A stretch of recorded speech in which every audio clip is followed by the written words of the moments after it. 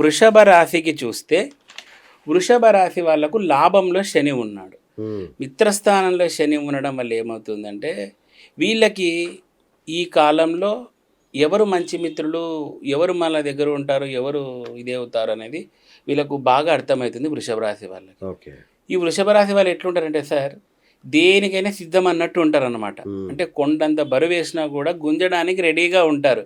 కానీ వీళ్ళలో శక్తి మనము పంపు కొట్టాలన్నట్టుగా నువ్వు సాధించగలవు అని మనము హనుమంతుల వారికి ఎట్లా లంకకి ఎగిరేటప్పుడు అట్లా వీళ్ళకి పంపు కొడితే కదులుతారు. లేదంటే ఎంత ఇదైనా కూడా వీళ్ళలో చలనం అనేది ఉండదు వృషభ రాశికి. వీళ్ళు ఇంకోటి ఏంటంటే ఒకసారి ఏదైనా సుఖానికి అలవాటు పడినారంటే ఇంకా లెగరు, ఇంకా అట్లే కూర్చోనే ఇది చేస్తాం. మరి వీళ్ళలో పుష్ చేయాల్సి ఉంటుంది, వాళ్ళకి వాళ్ళు సెల్ఫ్ మోటివేషన్ ఇచ్చుకోవాల్సి ఉంటుంది. వాళ్ళకి సెల్ఫ్ మోటివేషన్ ఇచ్చుకొని రియలైజ్ అయ్యారనుకోండి, వాళ్ళకంటే మించి నంబర్ 1 రాశి ఉండదన్నమాట. భయంకరమైన ఎనర్జీ ఫ్లో అనేది ఉంటుంది. కానీ ఈ మధ్య కాలంలో వీళ్ళకి ఫ్రెండ్స్ అండ్ రిలేషన్స్ తోటి కొంచెం జాగ్రత్తగా ఉండాల్సి వస్తుంది ఈ వృషభ రాశి వాళ్ళు. అంతేకాకుండా ఈ వృషభ రాశి వాళ్ళకి తల్లిదండ్రులతోటి కూడా అండ్ రిలేటివ్స్ తోటి కూడా కొంచెం స్ట్రగుల్స్ పడే అవకాశం ఉంటుంది. కాబట్టి ఈ విషయంలో వృషభ రాశి జాగ్రత్తగా ఉండాలి. తర్వాత స్థిరాస్తుల విషయంలో కానీ వీటి విషయంలో చాలా జాగ్రత్తగా ఉంటారు. మాతృ సౌఖ్యం అనేది కాస్త తక్కువగా ఉంటుంది. తర్వాత వీళ్ళు కూడా విదేశీ ప్రయాణాలు ఇట్లాంటివి అనేది చేయగలుగుతారు. కాబట్టి వృషభ రాశి వాళ్ళకు బాగానే ఉంది. కానీ వీళ్ళు కొంచెం సెల్ఫ్ మోటివేషన్లోకి వీళ్ళు వెళ్ళాల్సి ఉంటుంది. ఇక నెక్స్ట్ ఈ వృషభ రాశి వాళ్ళు ఏ దేవతని పూజించాలి దశమహావిద్య పరంగా వామపరంగా అంటే దక్షిణ కాళి దేవతను తాంత్రిక విధానంలో ఉపాసన చేయడం ద్వారా లేదా ఆరాధించడం ద్వారా అత్యంత సూపర్ ఫాస్ట్ రిజల్ట్ అనేది పొందగలుగుతారు. అండ్ వీళ్ళు వేసుకోవలసిన కలర్ రెడ్ కలర్. మనకు జూన్ వరకు వీళ్ళు రెడ్ కలర్ ప్రిఫర్ చేయడం ద్వారా మంచి ఫలితాలు ఉంటాయి. వీళ్ళు అవాయిడ్ చేయవలసిన ఫుడ్ వచ్చేసి చీజ్ వీళ్ళు ఒక జూన్ వరకు అలా తినకోకుండా ఉండడం మంచిది వృషభ రాశి వాళ్ళు. నెక్స్ట్ వచ్చేసి ఇక మిథున రాశి వాళ్ళకైతే ఈసారి మంచి రాజయోగం ధనయోగం కూడా ఎక్కువగా ఉంది. తర్వాత గజకేసరి యోగం కూడా ఎక్కువగా పొందినారు మిథున రాశి వాళ్ళు. వీళ్ళకి కొన్ని రకాలుగా కామ కోరికలు అధికమయ్యే అవకాశాలు ఉంటాయి.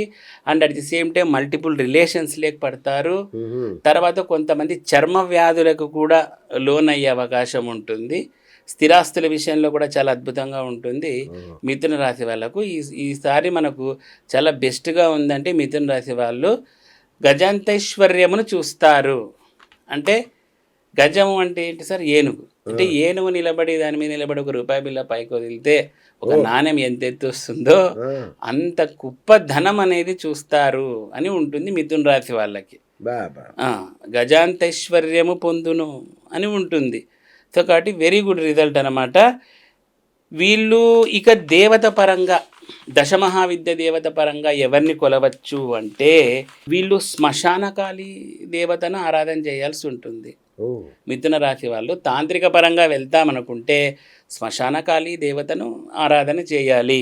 దక్షిణ కాళికి శ్మశాన కాళికి తేడా ఏంటి సార్? దక్షిణ కాళి అంటే ఆమె మనకు దక్షిణాదికి ఆధిపత్యం వహిస్తుంది అన్నమాట.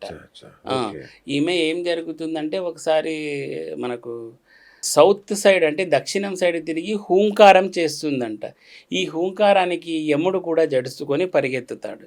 అప్పటి నుంచి ఈమెను దక్షిణ కాళిగా పిలుస్తారన్నమాట. దక్షిణ కాళి అంటే శివుడి మీద, ఇప్పుడు ఆమె కింద శివుడు ఉంటాడు కదండి, ఆమె మీద కుడి కాలు పెట్టుకొని ఉంటుంది. ఈమె దక్షిణ కాళి.